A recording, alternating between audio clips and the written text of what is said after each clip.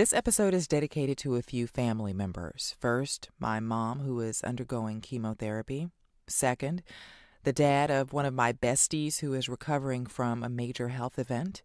And last, but definitely not least, my uncle Arthur Lee, who passed away last week. Now, this episode was actually recorded back in September, but in the intervening months, my family and friends have received and given out devastating news about various elders in our sphere, and all of it really strikes a poignant chord now that this episode is being released one day before my uncle's funeral. Man, Uncle Art was a cool breeze, cool as a breeze, with great stories. He was a joy. Now, we know our elders will eventually leave us, but man, this is unreal. So hold on to your elders, and even those who aren't necessarily connected by blood, but it's like their family anyway. Hold on to them, they're precious, and you only get one go-round with them. So let's all make it count.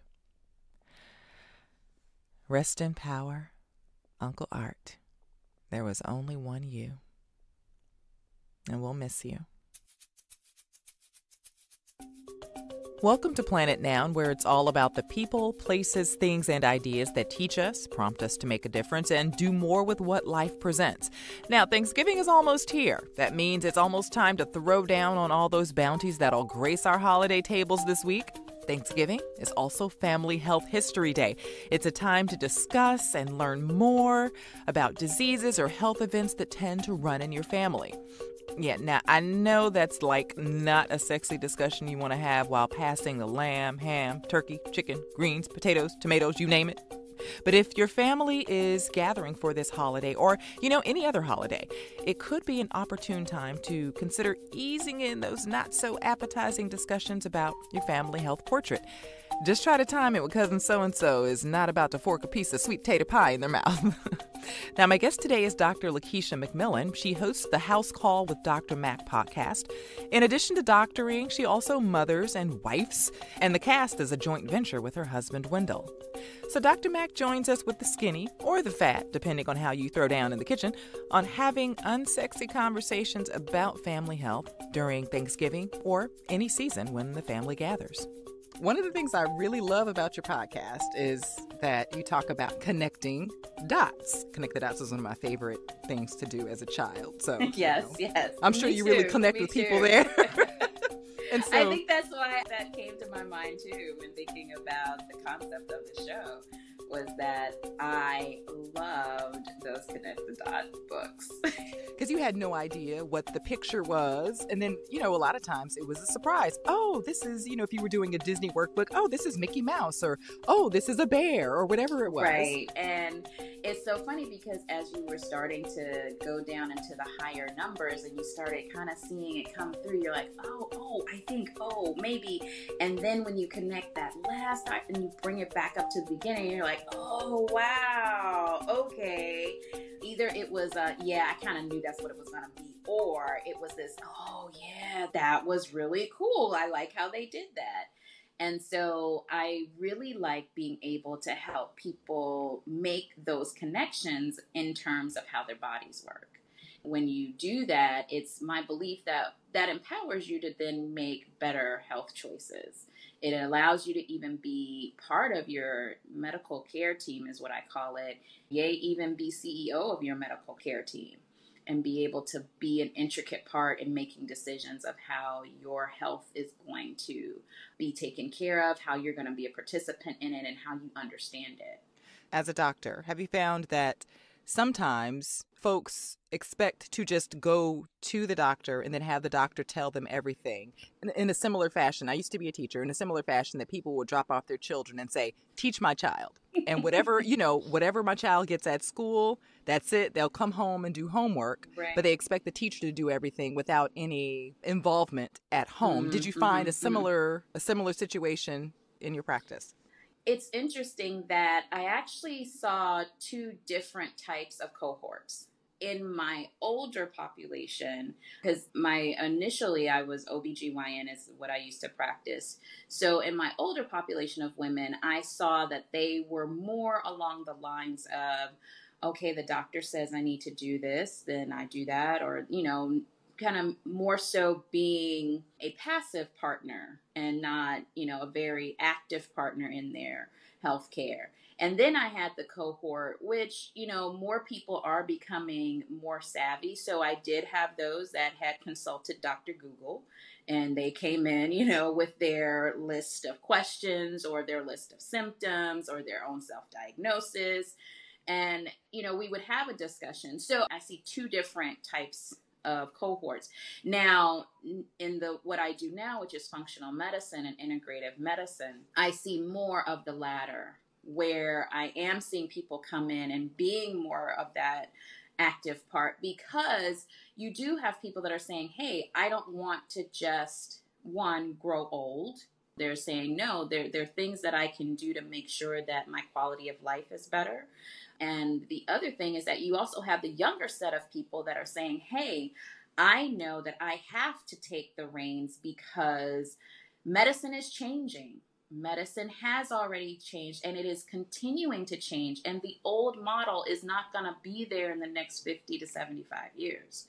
And so you're really going to have to be that person that really understands what's going on so that you can help your healthcare team and understand, okay, this is what I believe is how we're going to work, how I feel that you fit into my medical care team.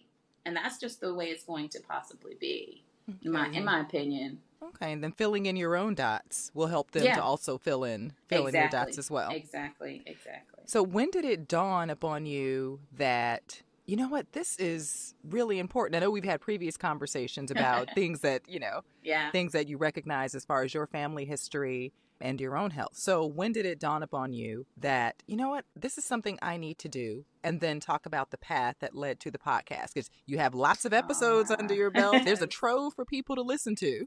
Absolutely. So, everybody has their origin story, so to speak, of different times in their lives. And a lot of people hear about taking lemons and making lemonade. And so mine is more so along those lines. 2009, this part of my story, because, we're all layers and we're all, complex parts of our different pieces of our story. Well, this particular chapter in my life in 2009, unfortunately, I lost my father to complications from a stroke. And he had diabetes and hypertension. And the interesting thing was that, he's Jamaican. So when he would go home and eat his native foods and live in his native country, in terms, when I say live, like just the whole atmosphere is different.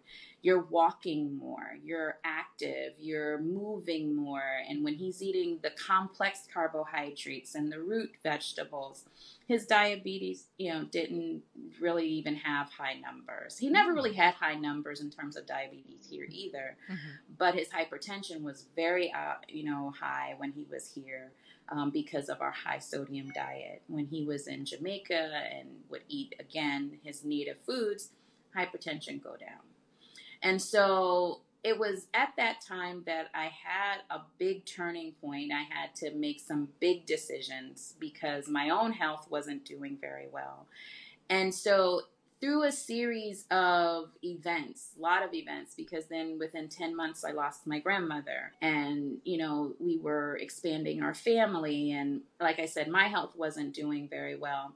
Through the guidance of therapy, and I am a big advocate of therapy. Amen. Take it to Jesus and your therapist.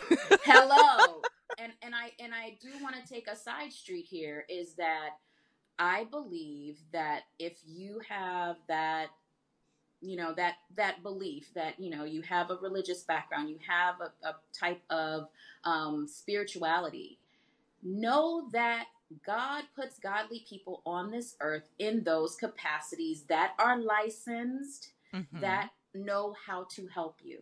Okay. Not necessarily that they have to be of your same faith or that of your background, but there are people here. And I believe that because I do have a spiritual background, I do have a faith, that I believe God led me to my therapist.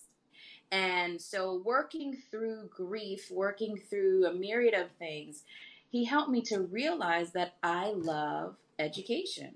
I love to educate my clients, my patients, and I have a natural ability to do that. And so we birthed the podcast. It was actually my husband's idea, which was hilarious because I had never seen him. My husband's a perfect melancholic. Okay. I'm the sanguine. I am the ready, shoot, then aim and go, oh, there were instructions. Okay. He writes SOPs all day long. So that's standard operating procedures. He's a step 1, step 2, And so I remember going to him saying, hey, you know what Eric and I talked about today? And, we were talking through some stuff. And he said I should do a radio show. And I never forget, he sat and looked at me. He says, I know exactly what you need to do. He says, you need to do a podcast. I was like, a pod what? I had no idea what it was. At this point, he was consuming them he was just ravenous about the pod. He had so many different podcasts he was listening to. He was like, we can do it. It costs maybe nothing for us to get started. And you can do it on your time, blah, blah, blah. He listed all the positives and I was like, okay, I have no idea what you're talking about, but I trust you. Let's do it. Mm-hmm. And it took us about 5 months to get it up and going. Again, I'm okay, you said, let's do it. Let's record like next week. Right. And he's like, no, and he's laying out the steps. There are steps. And I'm so glad that I waited and let him do the steps, because when we launched, we actually ended up on iTunes News and Noteworthy podcast in 2014 when we launched. So doing the steps do work, And that's where the podcast has gone. It has gone to almost all of the continents. When I look at our stats, there are so many countries that it's in. Right now, one of our biggest cities is Tokyo. Really? Japan. Yes. Wow. And that is amazing. So we help people connect their health dots. That's what we do on the podcast. And what we do is we have individuals come in and tell their health stories, and we have healthcare providers and other experts give their perspectives. And we hope that as you allow us to come in and make this house call with you, that you are now using the power of storytelling to connect your own health dots and see more of a complete picture of yourself. And that's where you can then become the CEO of your medical team, of your healthcare team, and become an intricate part and be able to understand, okay, this is what I need to do for my health at this point. So that's kind of the origin story of Housecall with Dr. Mac in a roundabout way. There's a trove of information contained within the Housecall with Dr. Mac podcast. They have crossed the 100-episode mark with topics ranging from autism to heart health, reproductive health, sickle cell disease, breast cancer, sex, parenting, and they even get into dollars and cents with financial health. That only covers some of the topics, just skims the surface. You'll have to check them out to find out more.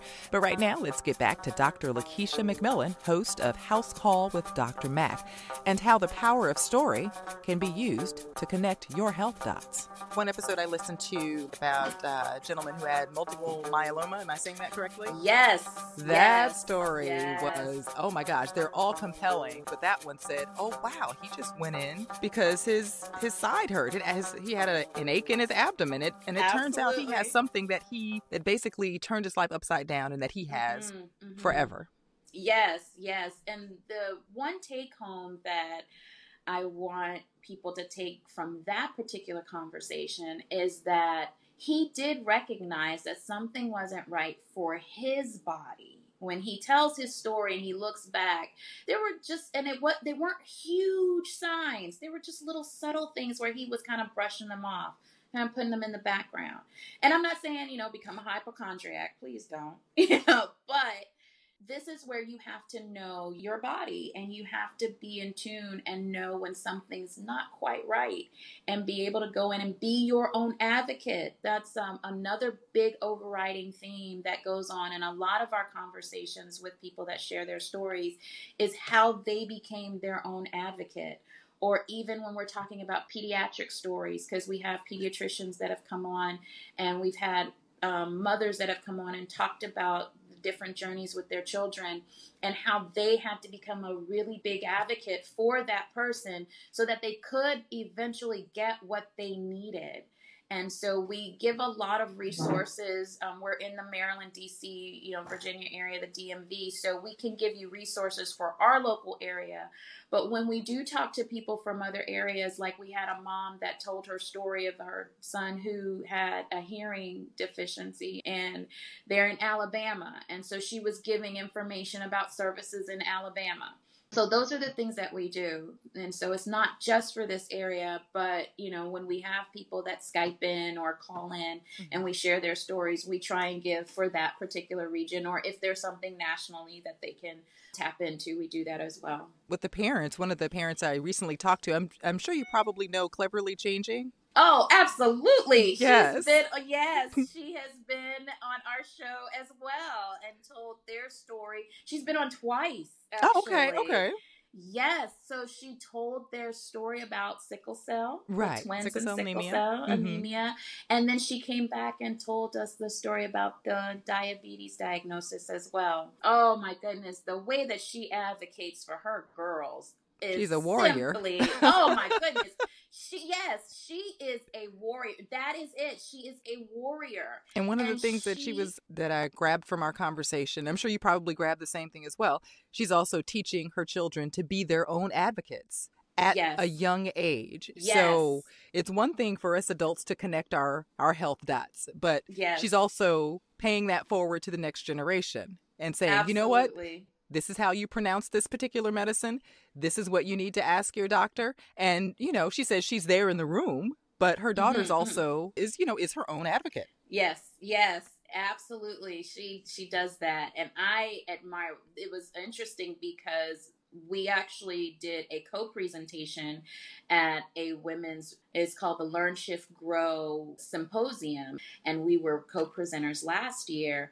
And just getting ready for that presentation and coming together and watching how she was teaching, her daughters how to be able to, understand how their bodies work. And so we were able to even bring our families together, and it taught my children some other interesting life lessons too.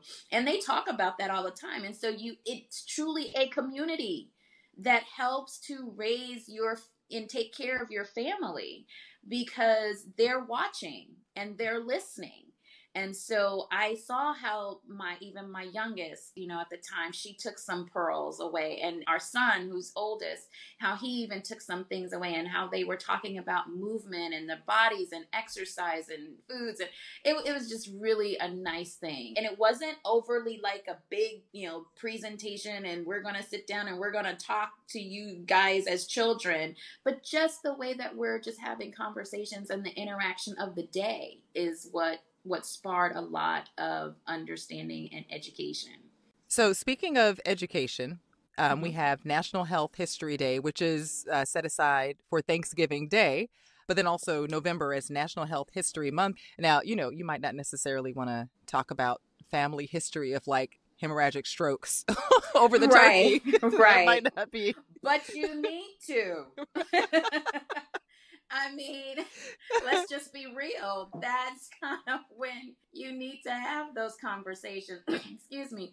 Because that's when you have, Aunt so-and-so over who knew about grandma's history, and so, you may not want to talk about it, like you said, around the turkey, but you may need to start sparking certain conversations when you have family around. So you can have answers. I know one of the things my sister and I, we talked about, we both have uterine fibroids, and we come from a generation, of course, we love and adore our elders, But our elders don't always talk about things like that. Not all the time. I think it's changing now because, they're being poked by their Gen X children.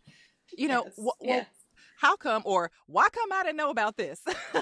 Why didn't I know about this? Why didn't I know about the history of uterine fibroids? Why didn't I know, about how old I could expect these things to start Mm-hmm. developing? Mm-hmm. And it just wasn't talked about. We found out that we have it on both sides.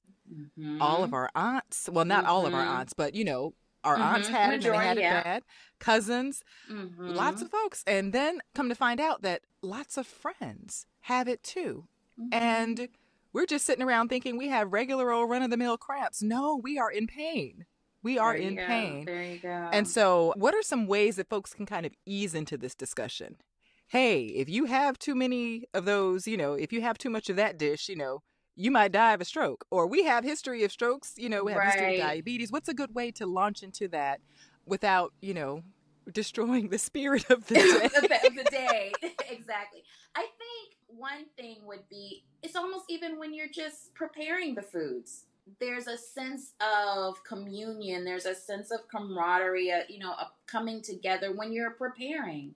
And so it may not be a full conversation in terms of from beginning to end. You may start a piece of the conversation while you're mixing the cornbread. And you may, while you're putting in that butter or the oil, somebody say, oh, butter's not good for you. Or what are they saying now about the oil? And, well, well, I'm not sure, but, well, why do we need to be concerned about it? Is there something does our family need to be concerned about? While we're making the macaroni and cheese. So those are little things that you can do, is that while you're setting the table or you're with a particular family member, just maybe not have the whole, okay, I need the family history, who died of this and who died of that, but, just Mash little the mashed creative, potatoes. right. Exactly. Let me have a second helping of that gravy. Oops. Okay. Well, so-and-so had a quadruple bypass. No. And you can get the feel of your family. If your family is very open and they talk about those things, or if your family seems to be private, then maybe pull somebody off to the side and say, hey, I'm a little concerned. I'm going to the doctor. Is there anything I need to know? Or is there anything that I should be aware of? Or I've noticed that when I try to do X, Y, and Z, like if I try to just cut out certain foods and I do some exercise, I notice that my weight gets better. Do you all notice that that's probably something that happens in our family? Or just those little conversations, or we've never talked about it, can we talk about, maybe even start it that way, just say, I'm getting a little older, I kind of want to know some things, we've never talked about it, I don't know if it's on purpose or if it's just we just don't get around to it, but can we talk about a couple of things? And so those can be conversations that you have before the football game comes on, before you sit down and say, you do the whole what's the prayer for Thanksgiving Day, I can't think of that hymn, but until Oh, we gather we together. gather together, right? You can do this while you're in the kitchen preparing, while you're setting the table, even when you're clearing up. And if you're going to be together for, a few days, because a lot of people travel, then that Friday, when you're doing your Friday shopping, the day after Thanksgiving shopping, or that next couple of days when you're sitting around eating leftovers, you can start having little snippets of these conversations and ask, did you know about, do you have any suggestions? Do you have any information I could take away from here? I just want to make sure I'm doing the right stuff. And asking questions. That's what the most important thing. And you know what? You jogged a memory. I can't remember if we've talked about this in the past or not, but those discussions about high blood pressure, I think they happen. They didn't particularly happen around Thanksgiving time, but I just remember I have this memory of my mom cooking. I can't remember if I asked her why Mm-hmm. we don't put salt, or are you going to put salt in something? And Ah. then somehow that conversation was stirred and she said, well, I'm not going to put extra salt. If there's salt already, natural salt already in there, I might use a little bit of seasoning, but as far as adding extra salt to the food after it's cooked, we don't do that. I think the discussion was about table salt because we Uh-huh, don't have uh-huh, table uh-huh. salt. Table salt. Right, right, right. And so she said, well, whatever seasoning that needs to be done is going to be done while I cook. I'm not going to do a lot there, but afterwards, no. And, she wasn't mean about it, but I could tell that she meant business and we would not be getting table salt. And then she gave me the reason. She gave the reason. Exactly. Grandma, grandpa, your dad's parents, absolutely not. And so that planted the seed about high blood pressure and the need to, maybe take care of myself and never add table salt. And I don't have table salt. I cook with it a little bit. Sea salt. Yes. And maybe some seasoning salt. And I try not to add a whole lot. But as far as after the food is done, no. Right. And you're right. It's funny because we have started having those conversations with our children. Because, we don't have table salt. We season at the pot, and then it's like, then you're done. We're starting to use more of the herbs and using herbs to season your food. And, like you said, use the pink Himalayan salt or the sea salt so you're not using so much of it. And talking about it, like saying, and like I said, you kind of have to know your family. So I have to say, hey, look, you have genes that can get turned on that can stimulate high blood pressure. Well, what is that? Okay, so let me try and break it down for your mind at this point. And so we can continue to have that conversation on and on and on as you get older and older. And so you understand how your body works. And so that's another thing for parents to remember. It's not just one conversation, not just one sit down, not just one Thanksgiving. Not just one time stirring and preparing the turkey or the gravy, because gravy is good. Oh, absolutely. Oh, you're going to make me go get some food after this conversation. But it is. It's an ongoing conversation that we have to continue to have with our children, with our parents, because we're the sandwich generation. So we have our parents that are getting elderly and our children that we're raising, or nieces or nephews that we're part of their lives of. And, we have to make sure that we're having these conversations on both sides. And that they're not just one-sided and they're not just one time, but that you continue to say, okay, oh yeah, something else popped up. Let me ask so-and-so about this. Or, oh, let me tell this person about this. Let me help them understand. So it's that ongoing, let's keep it going. Let's keep it up. Not just, oh, well, this is the only time. You only got 60 seconds. Hop to it. That's it. Yes. It's all about communication. Like you said earlier, sharing your stories. Communicating your stories. That's one of the driving forces of your podcast, so people can connect their health dots. So I guess if you are not around your family, because I'm in the DMV, we're in the same area, but my parents are on the West Coast. So, of course, you can have those conversations over the phone, over FaceTime. If you even want to set up like a Google Doc or whatever, something in the cloud, just to keep all the family history in one place. So all of these are just ideas. You have to find out what works best for your family. But the most important thing is to have the conversations and make sure those in your family are aware and they know. So when they go and see Dr. McMillan, right, they can say, okay, I know what's going on in my family. I know how this could potentially affect me because you have those genes. And even if you are adopted, if you are not even living with your birth family, you should be able to talk to your family that is raising you, that is loving on you, and say, hey, if you have any information, can you give it to me? Because they may not always have everything there. And, for whatever reason, situational. But if they have something, they should be able to share that. And that is another thing that you have to realize. If you are a foster or an adoptive parent and you've had this child in your heart and you have now brought them in and you're loving on them and helping them to become a very thriving adult, you need to let them know, okay, this is the information I have. This is what I don't have, so that they can then be able to tell that to their healthcare provider so that they're not in the dark, because it does make a difference of what's going on, what genes you have, what's going on in the background. And one of the things that you said, the genes can be turned on. We all have certain genes, but if I pour salt down my throat, Ooh, yes, that pressure is going to that gene for the gene for the pressure has already been turned on, unfortunately. Right. Yes. I think a lot of us. But maybe it would have happened sooner if I had been pouring salt down my throat. Exactly. Because we do have children now that are facing type 2 diabetes, that are facing hypertension, that are facing high cholesterol even, which is interesting. So, because we have our children, I am now back in the pediatric world that way, taking them to their checkups and realizing, I think when our son was 7 was the first time that he had his cholesterol checked. Wow. And I don't remember. Yeah. And so there's a new recommendation to start checking children's cholesterol, at least for the first time doing a check. I believe it's as young as 7 or 8 years old. And I was like, oh, wow, really? And my pediatrician was telling me, yes, because you have the familial inheritance and you have that influence. And so also with the diet. And I was like, wow, I was shocked when it was like, yeah, we need to check his cholesterol. I was like, wow. What?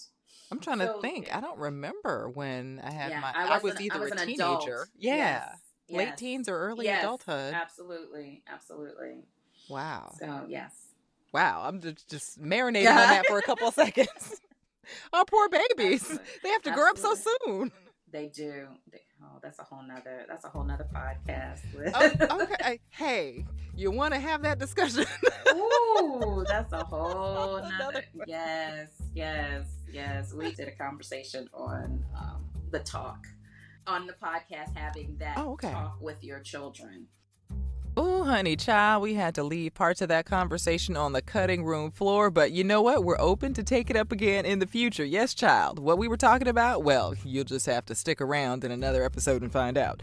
So Dr. Mack and I, we pivot our conversation from this point from family health history to something else that can crop up this time of year when folks gather and everything is festive and people are celebrating. Something else that can crop up? Holiday depression. Now, I know I understand how that feels because I've spent some holidays away from home. It was one thing to do so in college when it was exciting. I'm working. I'm away from home. Right. It's another thing to be working and it's, you for whatever reason, you can't get back home, maybe you put in for the time too late or whatever the case is. But it's difficult to be away from home. Sometimes folks might be depressed during the holidays for other reasons. There could be myriad reasons why a person might feel down during the holidays, including like the increase in activity, the expectations for holidays. Have you ever run across any patients who seem to feel a little bit lower during the holidays? Oh, absolutely. And especially now where I am with the wellness clinic, people talk about, like you said, it's either the pressures of the holidays, the expectations that can wear on somebody, or it could even be triggers for people in terms of, maybe they've lost a loved one, unfortunately, around the holidays. Or even if you haven't lost a loved one around the holidays, if you've lost somebody, the holidays can be one of those reminders of who's absent and, remind you of their absence and make it very real to you. And not just losing a loved one, even if relationships have gone awry, we talk about losing relationships, and it could be not even, we're talking about romantic relationships, but even friendships, and then you have the whole other aspect of the sun going down earlier. So you don't even have as much sunlight, which is, another factor for a lot of people where you're inside more. So you're under the UV light, which is really not good for you. And you're not outside breathing that nice fresh air. So even in the winter, even when it's cold, I encourage people still go outside. Go You said outside. That with passion. Oh my goodness, please. Go outside, take deep breaths, get the cold air in your lungs. Breathe that in, breathe it out, get outside, feel the crisp, cool air on you. Do those things. Take some extra vitamin D if you need to, making sure that you can help keep those levels up. And, checking in with someone, making sure you have somebody you can check in with.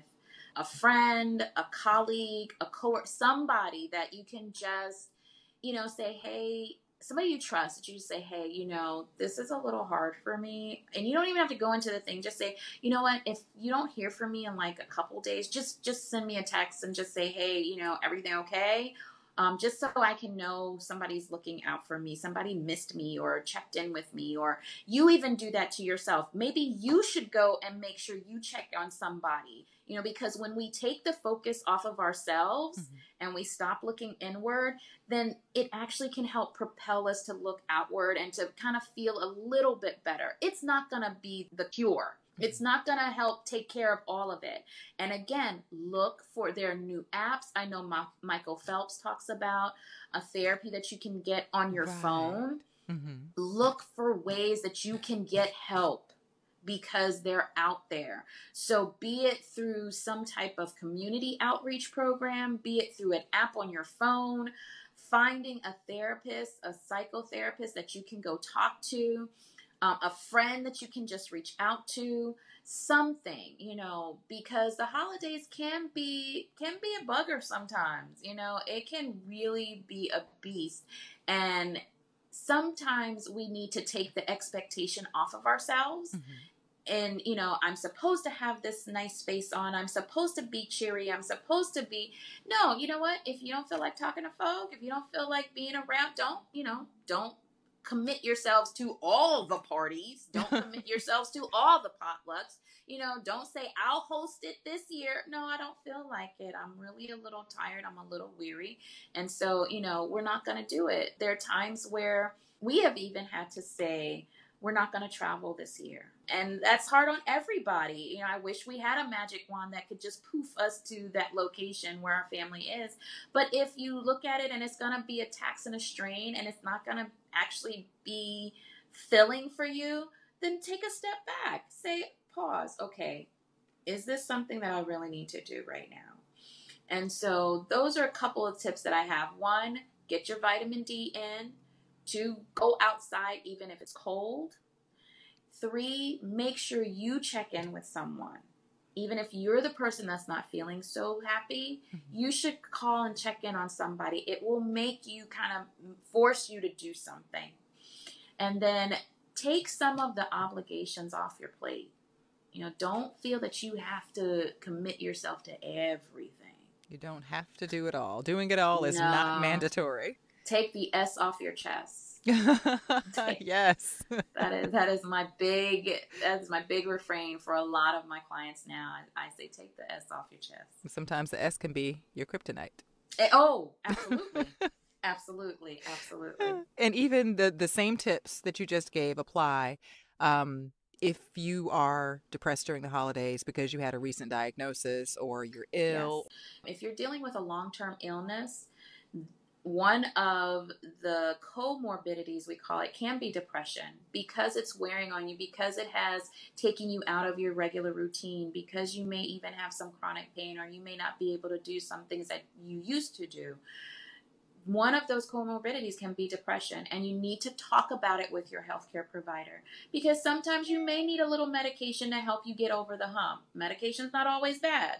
Now, I'm not a person that carries a prescription pad in my back pocket and throw pills at everything, But I do believe, again, like with the godly people and the therapist, I believe that there are times where you do need to take some type of help to make sure that you get balanced out and get over the hump. Just like you take that pill for the pressure or that pill for, whatever ailment there is. Exactly. Absolutely. So, and now I was talking with a friend of mine some months ago, and we were talking because every now and then I can slip into the blues and then slip back out and slip into the blues. But I was telling her, well, what's the difference between being melancholy? That's my natural personality. That's part of it. Being melancholy and being depressed. That's a great question. It is the duration of time that you are depressed and that it affects your life's production. So if you, and that now gets into the world of psychiatry, which I'm not a psychiatrist, so I'm not well versed in the amount of time. I do believe if it's like 3 weeks or more, so, I have to follow back up on that. But if you are depressed for about 3 weeks or more, and it is affecting your quality of life, your ability to do your daily activities of daily living, then that goes into the clinical diagnosis of depression. And like you said, some of us can get a little blue and, have to go sit down for a while and kind of figure things out. And like you said, your melancholics, which are the people that need to retreat, like their batteries get recharged when they go into and away from crowds versus, somebody that needs to get charged by going out and being around people. But depression is more so of the length of time and how it affects your quality of life and your productivity in life. So, what if you have been in that area, in that arena for a long time, and maybe it's brought on by life circumstances? Bad breakup here. This may or may not be biographic. I'm not saying. Breakup here, breakup there, diagnoses, something that you feel you can't control, other things in your life that you feel you just can't control. Is that a reason is medicine needed for that? Or can you have like cognitive therapy to kind of get out of that? That's a great question. In my opinion, I believe cognitive therapy works very well. Now, when you're getting your cognitive therapy, that's when they will then further evaluate you to see if you need medication as well. Because some people do very well when they have a combination of both and not just cognitive therapy alone, because they do need help with making sure the neurotransmitters, which are chemicals in the brain, are nice and balanced. And then once they get balanced and you have the tools from the cognitive therapist to make sure that you can just get through the days and be able to ward off things and see things coming in the future, that's when I believe that's when your backpack is really stacked then. And you're just like, okay, I really feel like I can do this. Where if a person just does medication but don't get the tools, sometimes I feel that they're at a disadvantage, in my opinion. I really believe cognitive therapy adds that extra oomph behind it. Same thing in reverse. If you're just doing cognitive therapy, but you see some things that may need a little bit of help and you don't quite get that extra piece in your backpack, you may be deficient. So for example, myself, I got a late diagnosis of ADHD in adulthood, but when I look back, I had symptoms from childhood. And so it's not what you would call adult onset ADHD. I just had a late diagnosis. And I've had therapy for different aspects in my life, but I've also chosen to do medication because right now, if mommy's not on task and focused, this household goes to hell in a handbasket very quickly. Because I need to stay focused to be able to help and be able to manage the household. And so that my husband's not managing me and the household and the kids aren't managing me, So that's what I've chosen to do. And I've used the tools in my toolbox from therapy and books that they've given me to read to be able to adjust and go, oh, I see what's happening now. Okay, I need to, make this adjustment. So that's what I would say. It's one of those things where you have to go and you have to start the process, and then they'll be able to see, okay, what would also balance, because the same person that does the therapy may not be the person that prescribes you the medication. What if you're just a melancholy person? Does that mean you're depressed? Well, my dear fellow melancholy people, not necessarily. More with Doctor LaKeischa McMillan of the Housecall with Dr. Mac podcast. If you feel like there's a ceiling, some people feel like there's just this little, because there is the melancholic, yes. And we talk about the melancholic, the perfect melancholic, but they like order. So melancholics really are like orderly people. They like to go and retreat to recharge their battery, but they're not necessarily sad people. They tend to be more quiet. They tend to be orderly, and they tend to not need a big crowd of folk. But I think what we've done is we've kind of swept melancholics and sad people all in the same bunch, and they don't get fairly shaken out. Mm-hmm.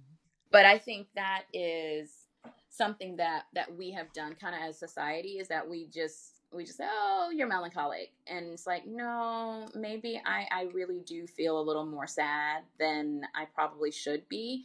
Because, yeah, even if you're melancholic, you should still kind of have like a little joy inside that, can, like, oh yeah, and I like working on this project, or I like doing that, or, instead of, well, I get through my day. Yeah, I can get through my day. Yeah. People that need just a little bit of help can get through their day. There are things that bring me joy. There's little small things that bring me joy, big things that bring me joy, but sometimes I just feel like I'm under a cloud sometimes. Yeah, and some people do. And some people feel that way more so in the winter. And that could be, we call it seasonal affective disorder. Oh, sad. Sad. Oh, wow. And so, yeah, some people feel a little more just like, oh. And so I tell people, get your vitamin D on board. Yeah, really bump up your vitamin D, because it can really help with your neurotransmitters, help you feel better, help your immune system, those type of things. And then they feel like, so I have people that actually, they have this ability. That's why people move in different times of year. So they go to Florida, or they go, to places where there's more sunlight during the waking hours. Or there are even people, there's light therapy that you can do. The phototherapy, what is it called? UV light therapy. People can actually, you can put it on your head, and it's supposed to actually help to decrease inflammation and also stimulate the neurons and help you to feel bright. So yeah, some people do. I know I do, but what I do is then I exercise more.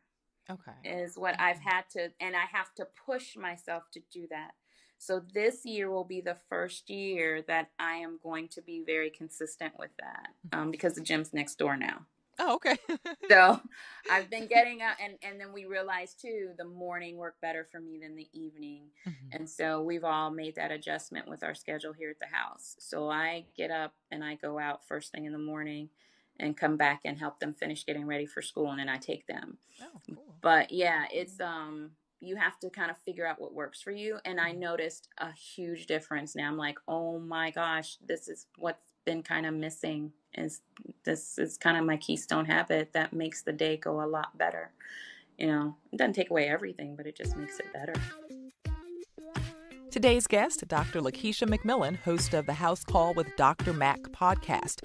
She's making a difference in various spheres as a wife, as a mother, also at work, as a doctor. She's also making a difference in the lives of her listeners with her show. And you can find it at housecallwithdrmac.com, as well as your favorite podcast platform, Apple Podcast, Stitcher, Google Play, Alexa. You can get all their links, social media handles, and more information at planetnoun.com. I'm Liz Anderson, host of the Planet Noun podcast. Don't forget to follow us on social media, Facebook, Instagram, Twitter, and stop by Apple Podcasts and rate the show. Now, if you have any interview ideas, folks who are doing the most to make a difference where they're planted, or folks with an interesting story and you think I should feature them, please drop me an email. Planet Noun, that's planet, like the heavenly body, noun, like the part of speech, all one word, planetnoun@gmail.com. Or you can message me on Facebook or Instagram. Thanks again for stopping by. Until next time, take care.